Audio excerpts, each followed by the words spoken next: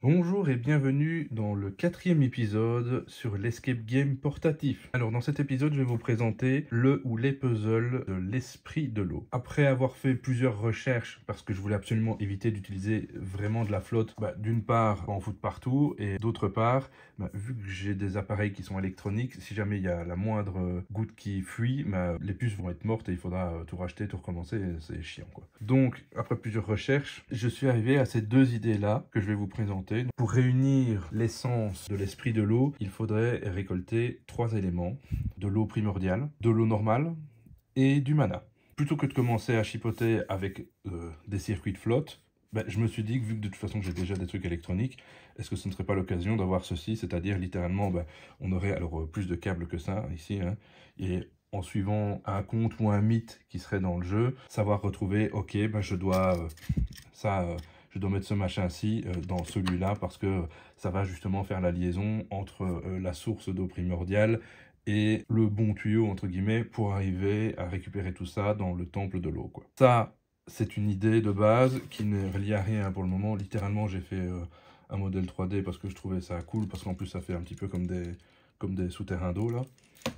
Et c'est surtout, c'est juste le côté pratique, tester, est-ce que ça pourrait fonctionner ou pas, quoi. Mais je n'ai pas plus avancé sur celui-là, je suis passé sur l'autre puzzle qui est là, qui lui est plus ou moins définitif, parce que j'aimais bien ce côté tactile. En regardant en fait la meilleure alternative à utiliser vraiment de l'eau, c'était utiliser des billes. Et donc dans cette version-ci, qui pourrait être entre guillemets la suite de celui-ci, le but c'est d'arriver alors avec des billes que j'ai ici.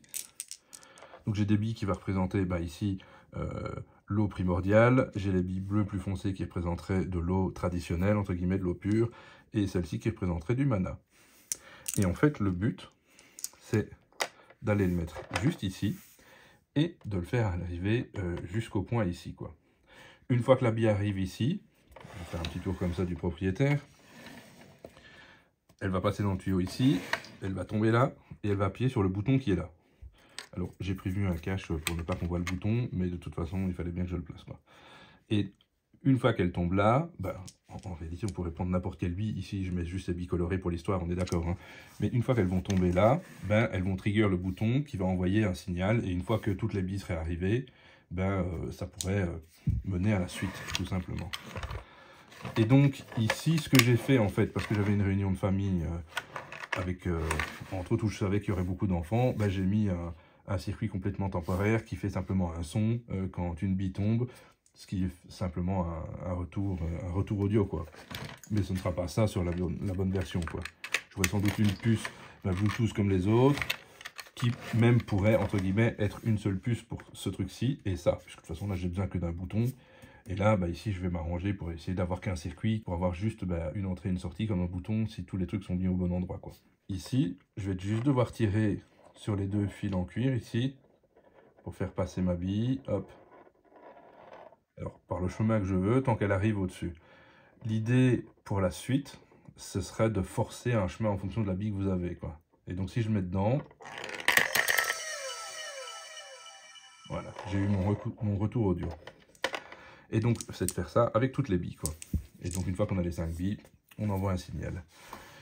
Comme je disais ici, ce qui pourrait être super sympa, et comme ça permet d'ajouter une variance, entre guillemets, sans avoir du matos et de la multiplication d'éléments, c'est de forcer, en fonction de la bille que vous avez, de faire un chemin précis, quoi. Parce que du coup, il faudra forcément se concentrer. Et donc, ce qui va permettre, entre guillemets, artificiellement d'augmenter la durée de vie du jeu, mais d'un autre côté, le but, c'est qu'on se marre et qu'on essaye d'arriver à quelque chose. Et je pensais même aller, si les joueurs sont vraiment trop bons, à dire, si jamais tu foires ton coup et qu'il y a déjà une bille de reprise, tu la retires, quoi. Pour avoir vraiment ce truc-là, quoi. Bien évidemment, je suis pas arrivé là en une fois, j'ai testé plusieurs choses, entre autres, c'est con, mais les trucs que j'ai testés, c'est la corde. Parce qu'en fait, au début, j'avais du fil qui était beaucoup plus fin, mais le problème, c'est que je ne savais plus repousser. Il y a des moments, ça restait coincé, par exemple, dans ces machins-là, on ne savait pas repousser.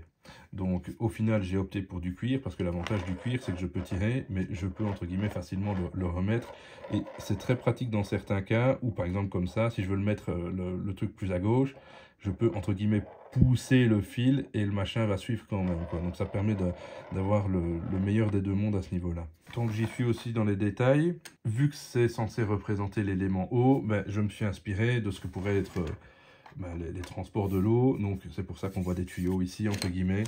Si jamais je foire mon coup et que ma bille elle passe là-dedans, elle va glisser, voilà, elle ressort par le tuyau ici. Alors elle perçoit le cache, elle ressort par le tuyau ici, quoi.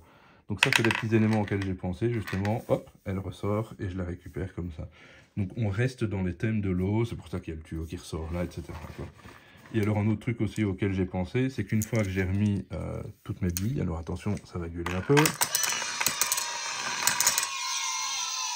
Pour le transport, j'ai prévu ceci, qui est simplement hop, un machin qui va venir coincer les billes, et donc ça m'a permis de les transporter quand j'étais à la fête, et on se retrouve avec une espèce de bouche d'aération ou quoi, ça fonctionne entre guillemets pour l'objet. Voilà, donc là je vous ai expliqué à peu près tout ce qu'il y a à savoir. Et après, le reste, ça va être de la réflexion sur l'utilisation ou pas de ce truc-là pour le puzzle de l'eau. Et après, je vous dis, commencez à peut-être forcer certains passages pour rendre le truc plus compliqué en fonction des éléments que vous allez mettre, quoi. Voilà. Alors, je vais juste vous montrer un dernier truc aussi qui fait suite en fait à la vidéo précédente concernant les recherches concernant des mécanismes, etc. Et donc, je suis arrivé, par exemple, à cet objet. Alors cet objet qui ne sera pas comme ça, il y aura sans doute une vis en dessous à rajouter. Mais je cherchais encore une fois ce côté interactif, ce côté tactile. L'idée autour de ce truc là, c'est d'avoir un mécanisme qui est juste de la gueule et où j'ai commencé à réfléchir sur des moyens entre guillemets de forcer les joueurs à faire ce que je veux qu'ils fassent et pas les laisser faire n'importe quoi. Typiquement, j'ai mis des barrières ici pour ne pas qu'on puisse le tourner aussi vite qu'on veut. Il y a une forme ici en vague comme ça, et qui empêche en fait d'avoir suffisamment de friction pour tourner le machin au doigt par exemple. Et dans cette version-ci, il faudrait trouver plusieurs éléments. La première c'est ceci, c'est trouver hop, le petit engrenage qu'on va venir clipser là, qui fonctionnera, si vous avez reconnu, avec la clé qu'on avait déjà avant, et qui va faire tourner le tout comme ça. Et alors j'ai même été jusqu'à faire ceci, qui est simplement une manivelle que je vais rajouter par-dessus, parce que si je fais en dessous une vis, il faudra vraiment tourner beaucoup, et en plus le mouvement est ralenti, parce que ça c'est un engrenage planétaire, donc ça diminue le nombre de tours par rapport à celui que je fais ici, quoi. Et donc ça permet d'avoir des mécanismes comme ça, qui sont super fun à regarder, qui sont super interactifs, et qui pourrait permettre d'avoir une interaction réelle plus tard, d'ouvrir quelque chose, quoi. Et donc bien sûr, les pièces forcément, c'est moi qui les ai modélisées aussi, quoi. Et donc il a fallu réfléchir, voir un petit peu comment faire les tuyauteries et compagnie derrière, enfin, vous voyez quoi. Par exemple ceci, la première version était beaucoup plus petite, alors de temps en temps les billes coinçaient dedans, ce qui n'était pas cool. Ici j'ai prévu des trous un peu plus gros pour mettre les nœuds, pour ne pas que ça passe trop par devant par exemple. Voilà, il y a quand même de la réflexion, ça a l'air fun comme ça, mais il y a quand même eu beaucoup d'itérations, beaucoup de réflexions, quoi. Mais voilà, je vous laisse sur ces douces paroles. À bientôt, salut!